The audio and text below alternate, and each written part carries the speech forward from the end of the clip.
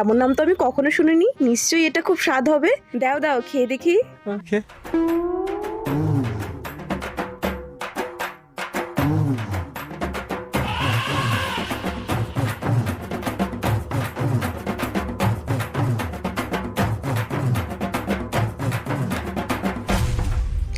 ও সোনা, আমি এমন খাবার কখনো খাইনি গো। এইটার স্বাদ তো পুরো আলাদা রকম, আমার সেই লাগছে। আসো একটা চুমু খাই। না থাক, তোমার ওই গু মুখ ঠোঁটের চুমু আমি চাই না। মানে?